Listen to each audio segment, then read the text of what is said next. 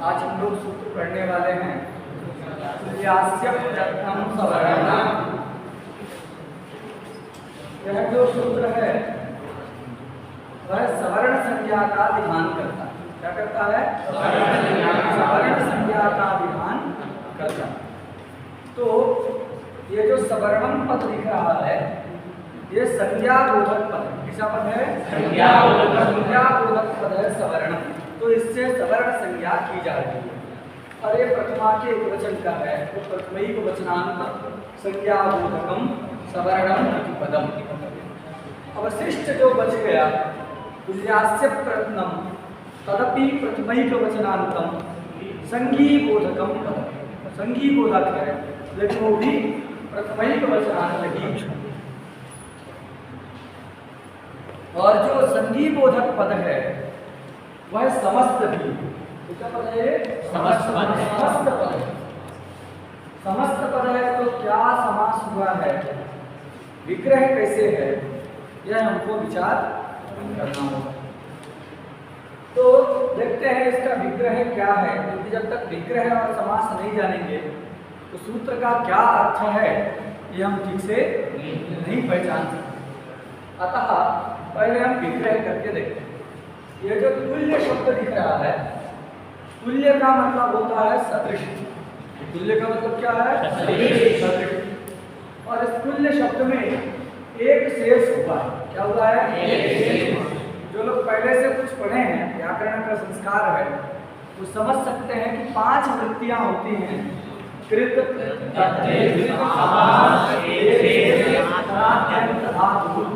उनमें से एक शेष आता। ये तो वहाँ नाम पढ़े हैं, एक शेष पढ़े कहाँ है? तो जब रामो प्रयोग आप बनाते हैं तो राम राम, 2 राम कहना है तो राम राम ये स्थिति रहती है। स्वरूपाणाम एक शेष एक विभक्तों से एक शेष हो जाता है। शेष मतलब बच जाना। तो जो एक शेष बचा वह लुप्यमान के अर्थ को भी कहता है। तो राम एक ही बचता है, पहला वाला प्रथमा शिष्य थे, दूसरा वाला नहीं। 2 राम था तो पहला वाला राम ही शेष बचेगा। प्रथमा शिष्य थे, पहला बचा, लेकिन वही क्या करता है, दूसरे राम के अर्थ को भी बता देता है। या शिष्य थे सलभ्यमान। तो यहाँ तुल्य शब्द में भी क्या हुआ है? एक शेष हुआ। क्या हुआ है? एक शेष। कैसे एक शेष है?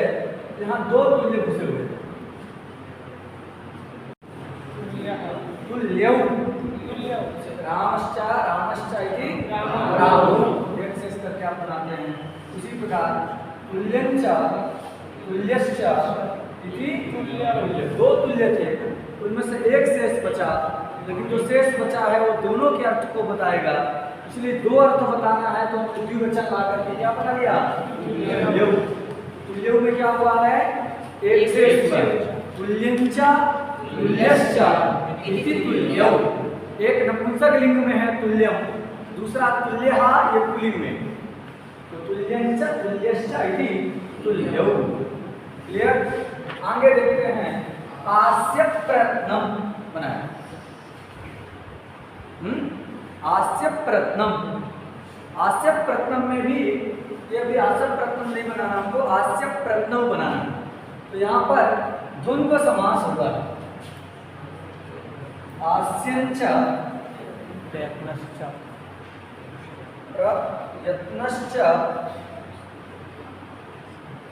इति आस्य प्रथमौ।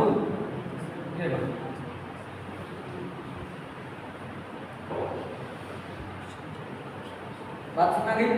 पहले तुल्यंच तुल्यश्च इति तुल्यौ, एक शेष किए। फिर आस्यंच प्रयत्नश्च इति आस्य प्रयत्नौ। यहाँ इतरेतर योग द्वंद्व समास हुआ। कौन समास हुआ? कैसे पहचाने? द्विवचन देंगे, क्योंकि अगर समाहार होता तो नपुंसक का एक वचन होगा। द्विवचन है इसलिए इतरेतर योग द्वंद्व समास। आस्य प्रथमौ तो तुल्यौ बन गया और आस्य प्रथम भी बन गया। अब इन दोनों का, तुल्यौ का और आस्य प्रथम का बहुब्रीहि समास करना। क्या करना है? तो तुल्यौ आस्य प्रयत्नौ यस्य तत् तुल्यास्य प्रयत्नम बना लोगे। पहले तुल्यंच तुल्यश्च इति तुल्यौ आस्यंच प्रयत्नश्च तुल्यास्य प्रयत्नौ। फिर दो पद अलग अलग बन गए, दोनों को एक पद बनाना है तो बहुब्रीहि समास हमने किया। तुल्यौ आस्य प्रयत्नौ यस्य तत् तुल्यास्य प्रयत्नम बना देंगे। तुल्यौ आस्य प्रयत्नौ यस्य ऐसा कर देंगे तो तुल्यास्य प्रयत्नम ये शब्द हमने बनाया। तो तुल्यास्य प्रयत्नम में क्या समास है? तो अंतिम में तो बहुब्रीहि है, लेकिन उसके पहले दो काम हमने किया है। बहुब्रीहि करने से पहले तुल्यौ में एक शेष किया है और आस्य प्रयत्नों में क्या किया है? इतरेतर योग द्वंद्व किया। तो ये बहुब्रीहि के अंतर्गत आ गए, बहुब्रीहि के गर्भ में आ गए, इसलिए इसको क्या कहेंगे? एक शेष गर्भित इतरेतर योग द्वंद्व गर्भित बहुब्रीहि समास। क्या समास है? एक शेष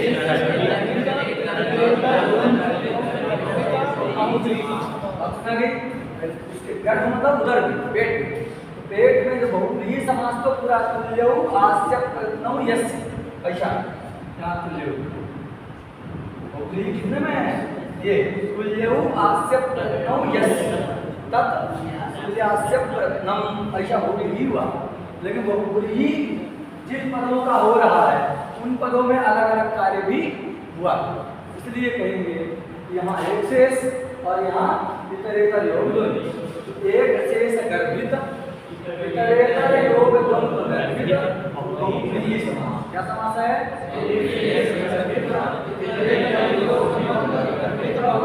बहुब्रीहि समास। यहाँ पर सब लोग बोला करिए कि शास्त्र तो मुख से बोलने से आता है, रटने से शास्त्र नहीं आता। जब बोलने का अवसर मिले तो चूकना नहीं चाहिए, हैं? तो समझा गया। इस प्रकार यहाँ समास हम लोगों ने जान लिया। तो समास क्या है ये भी जान गए, विक्रय कैसे होता है ये भी हम लोगों ने जान लिया। अब अर्थ पर विचार करते हैं कि ये इस प्रकार विग्रह करके जो ये शब्द बना है तुल्यास्य प्रयत्नम, तो इस तुल्यास्य प्रयत्नम का अर्थ क्या है? पहले हम एक शब्द के अर्थ का निश्चय करने की कोशिश करते हैं, इसके बाद पूरे वाक्य का क्या अर्थ निकलेगा। तुल्यास्य प्रयत्नम ये जो संघी बोधक दल है इस पूरे दल से क्या अर्थ निकलेगा ये विचार हम लोग करेंगे। पहला शब्द यहाँ दिख रहा है तुल्यास्य प्रयत्नम में तुल्य शब्द, जिसका अर्थ क्या है? सदृश। अर्थ है सदृश अर्थ है, ये सादृश्य अर्थ है। उसके बाद दिख रहा आस्य। आस्य शब्द जो है संस्कृत में मुख के लिए प्रयुक्त होता है। इसके लिए प्रयुक्त होता है मुख के लिए आस्य शब्द का प्रयोग होता है। लेकिन यहाँ पर जो आस्य शब्द प्रयुक्त है सूत्र में तो मुख का बोधक नहीं है। अन्यत्र शब्द है आस्य का मतलब क्या होता है? जिसमें खाया जाए उसको मुख कहते हैं। तो यहाँ आस्य शब्द का मुख अर्थ होता है अन्यत्र, किंतु यहाँ पर आस्य का मतलब क्या नहीं है? क्यों? क्योंकि ये जो आस्य दिख रहा है वो केवल अस धातु से णित प्रत्यय करने में नहीं बना। अस धातु रहती है उससे णित प्रत्यय करते हैं। णित में णा की संज्ञा हो गई, बचेगा या, ता की संज्ञा हो गई या बचा, और ये जो या बचता है वो णित प्रत्यय है, इसलिए अस ऐसा रहता है। ये अस, तो अस में जो उपधा है आकार उसको अप्रधाया से क्या हो जाता है? वृद्धि हो जाता है, बन गया आस या, मिला दीजिए आस्या बन गया। तो इस प्रकार अस धातु से ऋत प्रत्यय करने पर, उपधा वृद्धि करने पर जो आस शब्द बनेगा उसका अर्थ क्या होगा? मुख। बात सुना गई। लेकिन ये जो मुखवाची आस्य शब्द है जो हमने बनाया आस पर ऋत करके जो आस्य बनाया जिसका अर्थ मुख है, उस मुखवाचक शब्द से पुनः यत् प्रत्यय करना है। क्या करेंगे? पुनः यत् प्रत्यय करना है। आस्य मुखे भवम, आस्य का अर्थ होगा मुखे। तो मुख में होने वाले जो होंगे उनको क्या कहेंगे यहाँ? आस्य। इस आस्य का अर्थ मुख नहीं है, अब तो इस आस्य का मतलब क्या है? आस्य मुखे भवम। आस्य का मतलब मुखे, तो मुख में होने वाले। आस्य का अर्थ क्या हो गया? आस्य भवम अर्थात मुखे भवम। तो क्या मतलब निकला? मुख में तो बहुत सारा रहता है, मुख में दांत भी है, मुख में वो लार भी रहता है, लाला, और मुख में जो है जिह्वा भी है, तो बहुत सारा मुख में है। यहाँ पर मुख से क्या लेना है? मतलब ये आस्य भवम मुख में होने वाला, तो क्या लेना है? ये आस्य शब्द से, मुखे भवम इस व्युत्पत्ति से लब्ध, इस व्युत्पत्ति से निष्पन्न जो आस्य शब्द है, उस आस्य शब्द से क्या अर्थ लेना है? तो कहेंगे वर्णोत्पत्ति का प्रसंग है। इसका प्रसंग है वर्णोत्पत्ति के प्रसंग होने से क्या लिया जाए? वर्णोत्पत्ति का उपयोगी जो है उसी को लिया जाए। तो वर्णोत्पत्ति का उपयोगी ये जो आपके निष्ठीवन है, इसको कहते हैं, अथवा कफ आ जाता है, तो ये सब जो है क्या है? वर्णोत्पत्ति के उपयोगी नहीं है, वर्ण की अभिव्यक्ति के उपयोगी नहीं है। इसको लेना है जो वर्णोत्पत्ति के उपयोगी हो, वर्ण की अभिव्यक्ति में उपयोगी हो, उसी को जो है आस्य शब्द से लेना। तो कौन है? तो है तालवादी उच्चारण स्थान। मुख में रहते हैं सब तालु इत्यादि, तो आस्य भवम मुख में होने वाले। तो कौन है? तालवादी स्थान, तो सब मुख में, लेकिन आस्य शब्द से निष्ठीपन इत्यादि को ना लेकर के क्या लेना है?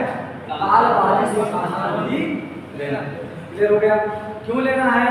क्योंकि वर्णोत्पत्ति के लिए उपयोगी तालवादी स्थान ही है, ना कि निष्ठीवन कपाली, इसलिए उनको ना लेकर के यहाँ आस्य शब्द से क्या ले लिए? तालवादी स्थान को ही ले लिए। क्लियर हो गया नहीं? इसका अर्थ है तालवादी स्थान।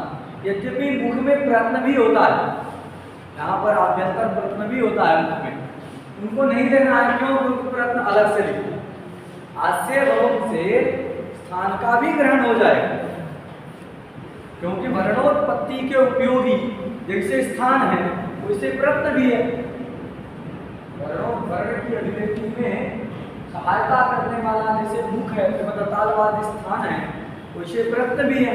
अतः आस्य शब्द से आस्य भवम इस व्युत्पत्ति के अनुसार तालवादी स्थान की तरह प्रयत्न का भी ग्रहण होने लगेगा। लेकिन हम क्या कहेंगे? प्रयत्न अलग से लिखा है, इसलिए यहाँ पर केवल क्या लेना है? आस्य से तालवादी स्थानम। क्या लेना है? तालवादी स्थानम। तो इसका अर्थ याद रखिएगा, आस्य शब्द का क्या हो गया? तालवादी स्थानम। ये अर्थ कैसे हुआ? तो व्युत्पत्ति याद रखना है, आस्य मुखे भवम। मुख में होने वाले बहुत सारे हैं, लेकिन कौन लेना है? वर्णोत्पत्ति के उपयोगी लेना है। वो दो मिल सकते हैं, एक तो तालवादी स्थान और प्रयत्न। लेकिन यहाँ हम आस्य शब्द से केवल स्थान को लेंगे, प्रयत्न को नहीं लेंगे। क्यों? प्रयत्न का अलग से उल्लेख। तो इसका अर्थ हो गया तालवादी स्थान, आस्य का अर्थ हो गया तालवादी स्थान। फिर दूसरा शब्द प्रयत्न। क्या है? प्रयत्न। तो प्रयत्न मतलब दो प्रकार के यत्न होते हैं।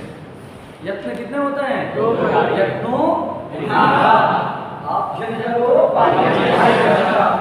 दो प्रकार के यत्न होते हैं, आभ्यंतर यत्न और बाह्य यत्न। यहाँ यत्न नहीं लेना है, किसको लेना है? प्रयत्न को लेना है। प्रयत्न शब्द है, प्रयत्न मतलब प्रकृष्टः यत्नः। क्या लिख रहे हैं उसका?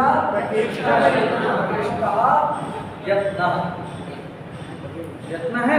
इन दो यत्नों में से उसी यत्न को लेना है जो यत्न क्या हो? प्रकृष्ट। क्या हो? प्रकृष्ट यत्न होगा दो में से, उसी को जो है यहाँ पर प्रयत्न शब्द से लिया है। अब क्या है? प्रकर्ष। दो विद्यार्थी रहे और हम कहें ज्यादा वह प्रकर्षशाली है, ज्यादा बुद्धिमान है। तो बुद्धिमान क्यों है उसके लिए कुछ युक्ति बतानी पड़ेगी कि नहीं? किस युक्ति से क्या ऐसा गुण उसमें है जो दूसरे में नहीं? ऐसा क्या गुण है जो कि दूसरे में नहीं है जिससे ये ज्यादा समझे? तो यहाँ पर भी प्रयत्न शब्द से आभ्यंतर यत्न को लेना है। क्या लेना है? आभ्यंतर। ये सिद्धांत, दो यत्न है, आभ्यंतर और बाह्य। यहाँ प्रयत्न लिखा है, प्रा लगा दिया है, प्रा का मतलब प्रकृष्ट, तो प्रकृष्ट यत्न कौन है? आभ्यंतर यत्न ही प्रकृष्ट है। तो प्रयत्न शब्द से क्या लेना है? आभ्यंतर यत्न को लेना है। बात समझ आ गई?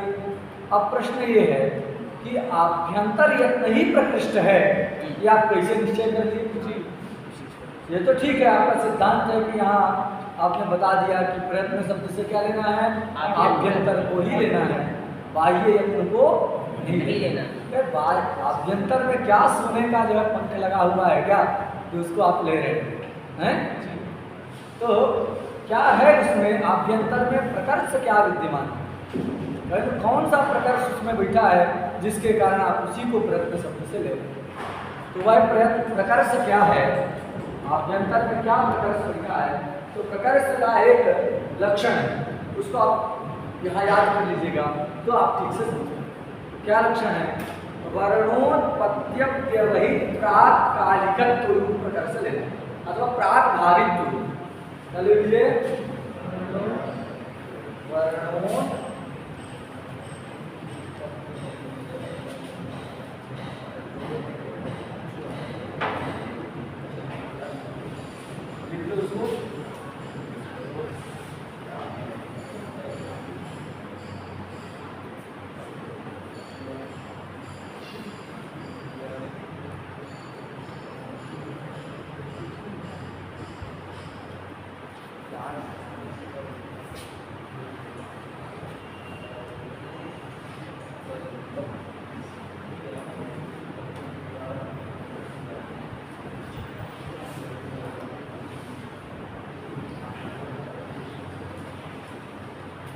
हमने नीचे से लिखा अभिप्राय वर्णोत्पत्ति व्यवहित प्राक भावित्व रूप जो है प्रकाश लेना। क्या लेना है? वर्णोत्पत्ति व्यवहित प्राक भावित्व रूपी प्रकाश लेना। क्या लेना है? प्राक भावित्व रूपी प्रकाश लेना। वर्णोत्पत्ति व्यवहित प्राक भावित्व रूप प्रकाश लेना। प्राग भावित्व अथवा प्राग कालिकत्व भी कर सकते हो। प्राग भावित्व के स्थान में क्या कर सकते हो? प्राग कालिकत्व। दो में से कुछ भी आता है, प्राग भावित्व भी हो जाएगा अथवा प्राग कालिकत्व भी हो जाएगा। इसका मतलब क्या है?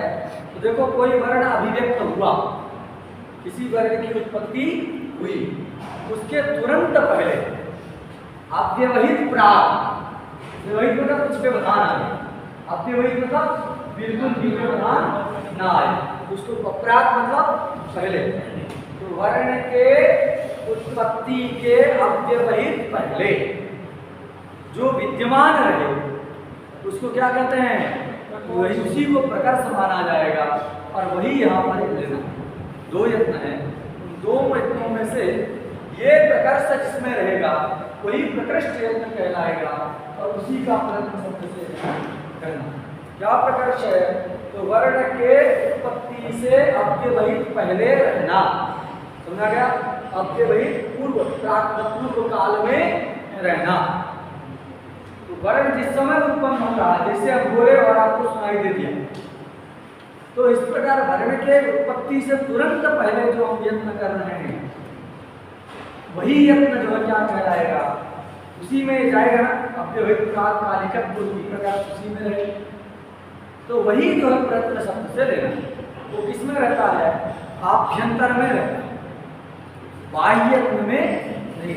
आभ्यंतर यत्न जो है यहाँ से लेकर के ये जो काकल दिख रहा है, इसको क्या कहते हैं?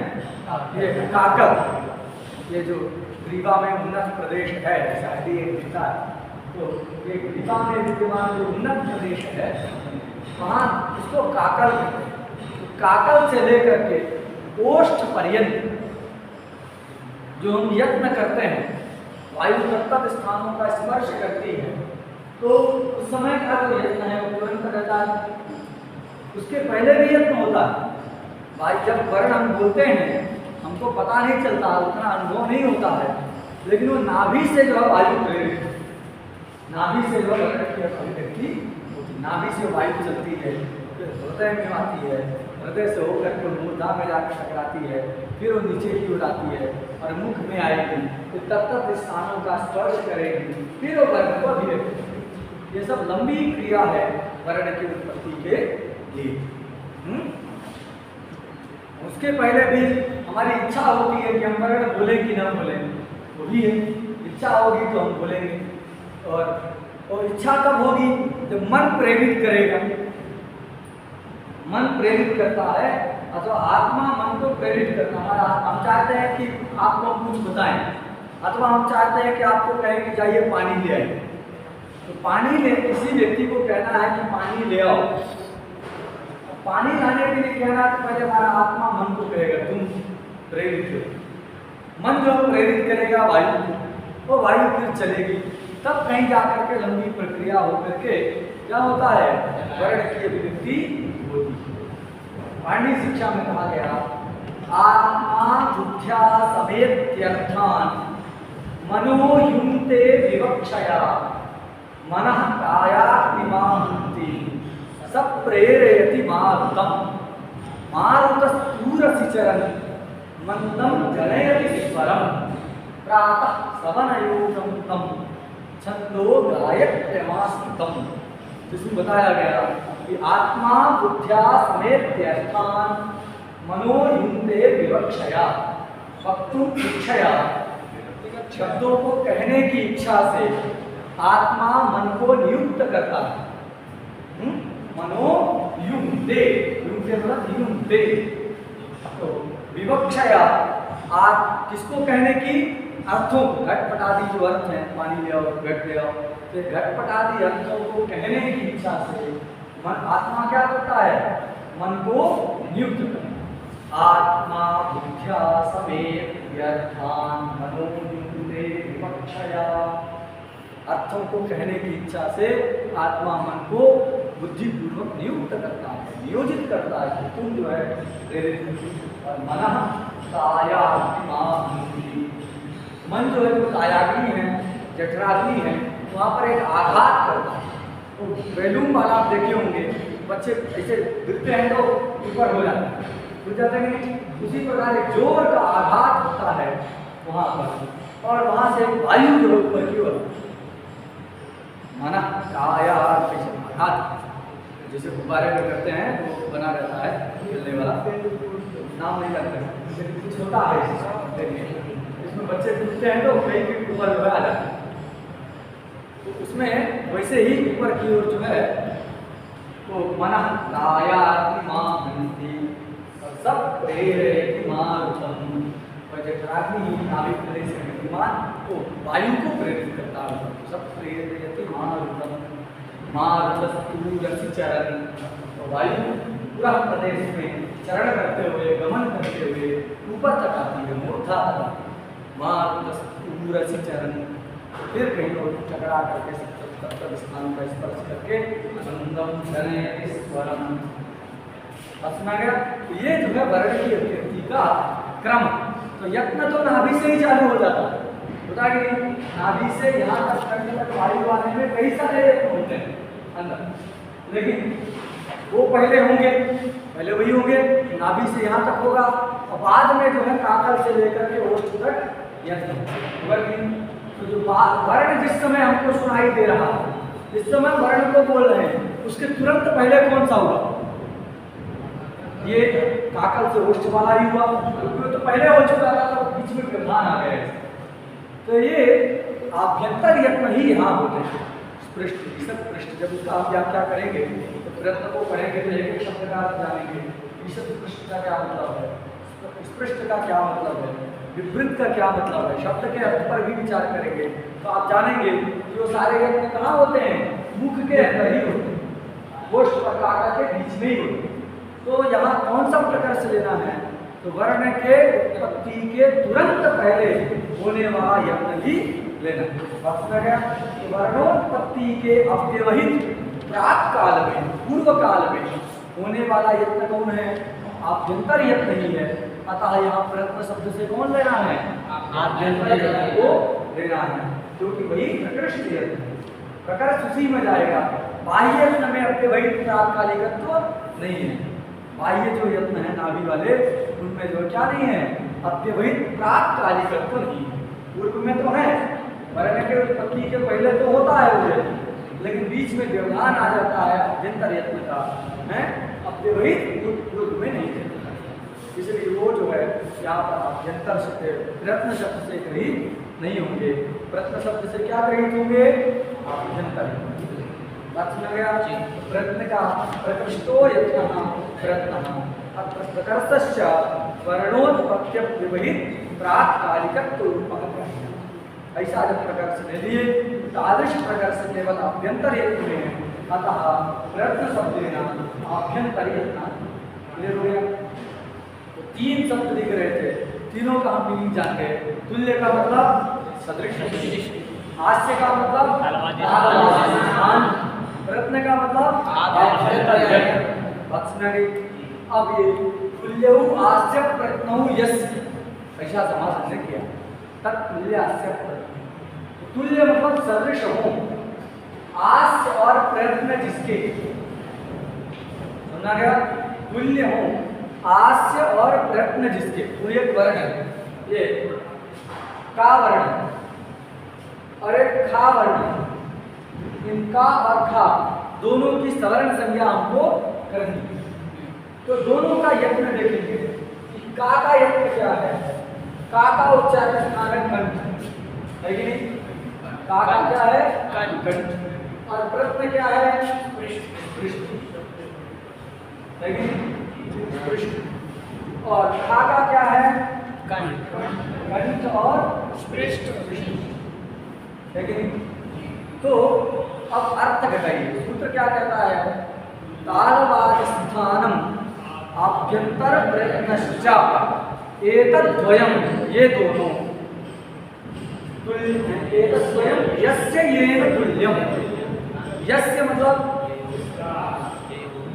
जिस वर्ण के, जिस वर्ण के तालवादिस्थान और आभ्यंतर यत्न दूसरे वर्ण के आभ्यंतर यत्न और तालवादिस्थान के साथ तुल्य रहे, उन वर्णों की सवर्ण संज्ञा। समझा गया? सवर्ण संज्ञा वर्णों में, लेकिन तुल्यता वर्णों में नहीं देखनी। उनका जो जिन वर्णों की सवर्ण संज्ञा करना है, उन दोनों वर्णों के स्थानों में तुल्यता देखनी, उन दोनों वर्णों के प्रयत्नों में तुल्यता देखनी। जैसे हमने बताया का और खा की सवर्ण संज्ञा करना है, तो का जो उच्चारण स्थान होगा और खा का जो उच्चारण स्थान होगा, उसमें हम देखेंगे कि समानता है कि नहीं, तुल्यता है कि नहीं। बस सुना गया? उसी प्रकार स्पृष्ट प्रयत्न भी, मतलब जो प्रयत्न है उन्हीं का देखा है। तो तुल्यता किनमें विवक्षित है? वर्णों में नहीं, वर्णों के जो उच्चारण स्थान है, उन उच्चारण स्थानों में, उन प्रयत्नों में तुल्यता अपेक्षित। तो यस्य वर्णस्य येन वर्णेन सह सवर्ण संज्ञा चिकीर्षिता वर्तते। जिस वर्ण की, जिस वर्ण के साथ सवर्ण संज्ञा करना क्या है? चिकीर्षित है, इष्ट है, उन दोनों वर्णों के जो आभ्यंतर यत्न और उच्चारण स्थान तुल्य होना चाहिए। तुल्यता उनके स्थान और प्रयत्न में देखनी है, सवर्ण संज्ञा वर्णों की। अर्थ स्पष्ट हो गया? क्या चाहिए? तालवादिस्थान तथा आभ्यंतर यत्न यस्य येन। यस्य मतलब जिस वर्ण का, जिसके साथ, ऐसा नहीं करना, क्योंकि जिस उस वर्ण का दूसरे वर्ण के साथ नहीं तुल्य है, अपितु यस्य का मतलब जिस वर्ण के जनक तालवादिस्थान, यदि तालवादिस्थान के साथ तुल्य रहे, उन वर्णों की मिथा अर्थात परस्पर सवर्ण संज्ञा। का वर्ण के जनक जो तालवादिस्थान और आभ्यंतर यत्न, यस्य में षष्ठी का जनक भी कर सकते। तो यत् जनकौ तालवादिस्थानम आभ्यंतर प्रयत्नौ, यस्य का क्या कर सकते हैं? यत् षष्ठी का जनक, यस्य तो यत् जनकौ, ऐसा जिस वर्ण के जनक तालवादिस्थान और आभ्यंतर यत्न, ये मतलब यद वर्ण जनक तालवाद स्थान और आभ्यंतर यत्न के साथ तुल्य हो। समझा गया? देखो पंक्ति में क्या लिखा, थोड़ा सा कठिन सा है, लेकिन उतना कठिन नहीं, आप समझने की कोशिश करिए। यस्य ये यस्य मतलब जिस वर्ण का जिस वर्ण के साथ ऐसा अर्थ नहीं करना, ये दोनों तुल्य हो, जिस वर्ण का जिस वर्ण के साथ ऐसा क्या था, यस्य ये तुल्यम ऐसा लिखा, यस्य तुल्यम तद्विधा वर्ण, यस्य मतलब यद वर्ण जनकौ, जिस वर्ण के जनक तालवाद स्थान, यस्य का अर्थ क्या हो जाएगा, यद वर्ण जनकौ तालवाद स्थान आभ्यंतर प्रयत्न, जिस वर्ण के जनक तालवाद स्थान और आभ्यंतर यत्न, ये न मतलब यद वर्ण जनक तालवाद स्थान आभ्यंतर यत्नाभ्याम है सातुल्यम। समझा गया? उन स्थान और प्रश्न में तुल्य, तो यहाँ पर प्रश्न और स्थान तक जाना है। तो जिस वर्ण के उच्चारण स्थान और तालवाद स्थान और आभ्यंतर यत्न, जिस दूसरे वर्ण के तालवाद स्थान और आभ्यंतर यत्न के साथ तुल्य होंगे, उन दो वर्णों की परस्पर सवर्ण क्रिया हो जाएगी। वृत्ति समझने में कोई कठिनाई? अर्थ स्पष्ट है? कैसे निकला ये हम लोग समझ गए। यस्य जो दिख रहा है वो बहुव्रीहि से लब्ध है, तुल्यु आश्चर्य प्रथम यस्य, तो वृत्ति में उसी से लाभ हो गया। और आश्चर्य शब्द का ही तालवाद स्थान है, प्रश्न का आभ्यंतर यत्न अर्थ है, और तुल्य शब्द का अर्थ है तुल्यम। मिथा पद का अध्याहार करना है कि मिथा मतलब परस्पर उनकी सवर्ण क्रिया होती है, तो मिथा को अध्याहार करके हम ले आए, और सवर्णम है ही सूत्र में संयम का अध्याहार कर दिए, तो वृत्ति बन गई तालवाद स्थानम आभ्यंतर यत्नश्च यस्य ये तुल्यम तन मिथा सवर्ण।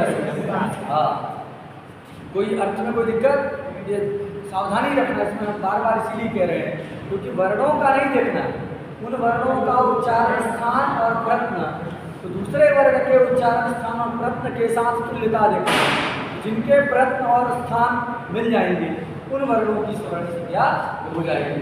ये यहाँ पर कोई दिक्कत? देखो वृत्ति में लिखा क्या है, थोड़ा सा उस पर विचार करें। तालवादी स्थानम लिखा कि नहीं, तालवादी, लेकिन जब आगे हम पढ़ेंगे, आप लोग को कंठ होगा तो आप जानते होंगे कि शुरुआत कहाँ से होती है, अकुह विसर्जन नाम तालु, तो कंठ से चालू हो रहा है। तो क्या लिखना, सभी शिक्षा ग्रंथों में प्राय कंठ से आरंभ करके वर्णों का स्थान गिनाया गया है, आ से आरंभ, क्योंकि आ वर्ण समाम्नाय में पहले, तो जब आ पहले है तो उसका उच्चारण स्थान जो कंठ है उसी को लेकर के क्या लिखना चाहिए था, कंठादि। क्या लिखना चाहिए था, कंठादि, कंठादि लिखना चाहिए था। इन्होंने लिख दिया क्या, तालवादी। ये युक्त है कि अयुक्त है, थोड़ा सा हम विचार करें। ये जो लिखा है कंठादि, क्यों, एक दिक्कत क्या है इसमें, क्योंकि तालवादी आप लिख रहे हैं, उसका समास क्या करेंगे, बहुव्रीहि करेंगे। तालु आदिर यस्य, तालु आदिर यस्य, तालु जिसके आदि में हो, तो तालु किसके आदि में है, मूर्धा के आदि में है, दंत के आदि में है, तो वो सब का ग्रहण तो हो जाएगा। कंठ का ग्रहण कैसे करेंगे, कंठ का तो ग्रहण नहीं हो पाएगा, कंठ आएगा ही नहीं यहाँ तालवादी शब्द से, तो फिर कंठ वालों का जो है सवर्ण संज्ञा भी नहीं हो पाएगी, हो पाएगी। तो कंठ का संग्रह करना तो अपेक्षित है, क्योंकि का और खा की सवर्ण संज्ञा करनी है। तो जब का और खा की सवर्ण संज्ञा करनी है, तो का और खा का कब सवर्ण संज्ञा होगी, जब तालवादी से उस कंठ का भी ग्रहण, उसके उच्चारण स्थान का भी ग्रहण। लेकिन जो तालवादी लिखा है, तालु आदिर यस्य, ऐसा समास, तालु आदिर यस्य ऐसा करोगे तो क्या होगा, उनमें मूर्धा इत्यादि का ग्रहण तो हो जाएगा आदि से, बाद वालों का ग्रहण तो हो जाएगा आदि से, लेकिन जो पहले हैं कंठ, उसका कैसे ग्रहण होगा। तो ये सब जो है यहाँ पर समस्याएं हैं। देखो पहले इन्होंने तालवादी लिखा क्यों है वो हम बता देते हैं, बाद में बताते हैं कि कैसे जो उसका संग्रह होगा कंठ। तो भाष्यकार पतंजलि जब व्याकरण का प्रयोजन बताते हैं, गौण प्रयोजन बताते हैं, तो 13 गौण प्रयोजन हैं। उन 13 में से जब अनुक्षरंतिका कुदम ऐसा करके वचन है उनका निरूपण करते समय, जब सिंधव अनुक्षरंतिका कुदम ऐसा, तो वहाँ काकुद शब्द को लिखा। क्या लिखा है? काकुद। काकुद का मतलब होता है तालु। काकुद का मतलब क्या है? काकु जिह्वा सा अस्य अस्ति काकुदम तालु, ऐसा स्वयं भाष्यकार ने व्याख्यान किया। तो एक मंत्र है, मंत्र का उल्लेख करते हैं, उस मंत्र में काकुद शब्द का उल्लेख है, और काकुद शब्द का अर्थ क्या होता है? तालु होता है। तो श्रुति में, वेद में तालु शब्द का उल्लेख होने के कारण प्राचीन आचार्यों ने, मतलब दीक्षित और वरदराजाचार्य जी से पूर्ववर्ती जो रामचंद्र आदि आचार्य हुए, उन सबों ने किसको पकड़ा? तालु को पकड़ा, किसी की प्रधानता। क्यों? क्योंकि भाष्यकार उसका नाम ले रहे, कंठ का नाम नहीं लिया भाष्य में। और उस वेद मंत्र में भी काकुदम आया है, मंत्र है वहाँ कहीं का, ऋग्वेद का, उस मंत्र में काकुदम आया है। काकुदम का व्याख्यान भाष्यकार ने कहा तालु। तो उस श्रुति में, मंत्र में तथा भाष्य में तालु का ग्रहण होने के कारण उसकी प्रधानता मान करके प्राचीनों ने क्या लिख दिया? तालवादी लिख दिया, ना कि कंठादी लिखा। बात समझ आ गई? ये लिखने के पीछे कारण है कि आखिर उन्होंने ऐसा क्यों लिखा। कंठादी लिख सकते थे क्योंकि प्रथम में कंठ लिए, आज सबसे वर्ण समानाय में सबसे पहले आवरण का उच्चारण है, तो आवरण का उच्चारण है तो उसके स्थान का उल्लेख करते तो कंठादी लिखते। तालवादी कैसे लिख दिया? ये प्रश्न था, उसका समाधान हम लोगों ने जाना कि अनुक्षरंति काकुदम, इस श्रुति में काकुद शब्द आता है। काकुदम का अर्थ भाष्यकार तालु व्याख्यान करते हैं। तो श्रुति के अनुरोध से, भाष्य के अनुरोध से तालु की प्रधानता मान करके प्राचीन आचार्यों ने तालवादी ही लिखा, कंठादी नहीं लिखा। और ये भी भाई हम लोग तो प्राचीनों के अनुगामी हैं, तो अनुगमन करते हुए भट्टोजी दीक्षित जी ने और वरदराजाचार्य जी ने भी तालवादी ही लिखा, कंठादी नहीं लिखा। फिर ठीक है, लिखा क्यों ये तो पता चल गया, लेकिन ये समस्या है तालवादी कहने में कंठ का संग्रह किसे? कंठ तो छूट जा रहा है। तो बहुत आग्रह नहीं है कि आप कंठादी लिखिए, तालवादी लिखिए शौक से, लेकिन कंठ का संग्रह किसे? तो कहेंगे ये जो तालवादी वृत्ति में लिखा है, इस तालवादी में एक शेष हुआ है। क्या हुआ है? एक शेष हुआ है। उसमें 2 तालवादी घुसे हुए, जैसे यहाँ तुल्य में एक शेष हमने किया था, तो 2 तुल्य, एक नपुंसक वाला, एक पुल्लिंग वाला। पुल्लिंग वाले का पुल्लिंग में अन्वय, नपुंसक वाले का नपुंसक में अन्वय। तो उसी प्रकार यहाँ तालवादी शब्द में भी कितने तालवादी घुसे हैं? 2 तालवादी। तो यहाँ एक शेष करना है, कैसे करना है? तो करना है तालवादिश्च, तालवादिश्च, तालवादिच,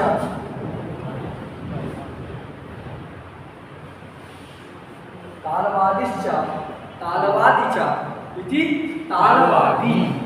इस प्रकार एक शेष हुआ, और जो शेष बच गया सलूक्यमानार्थाभिधायी। तो इस प्रकार तालवादिश्च तालवादीच इति तालवादी, नपुंसक वाला बसता है। नपुंसक मनपुंसके दैकवच्चास्यान्यतरस्या, एक नपुंसक रहे, दूसरा नपुंसक से भिन्न रहे, तो कौन शेष बचेगा? नपुंसक वाला ही शेष बचेगा।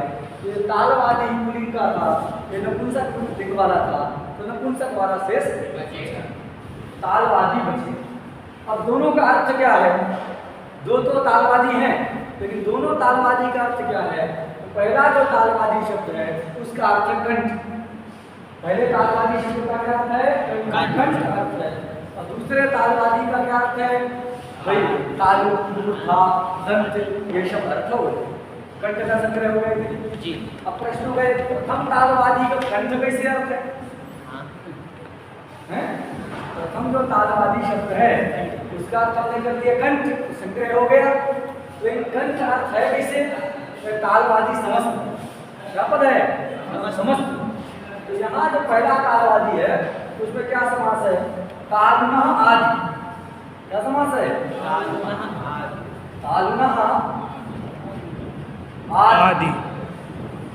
तालुनः आदि।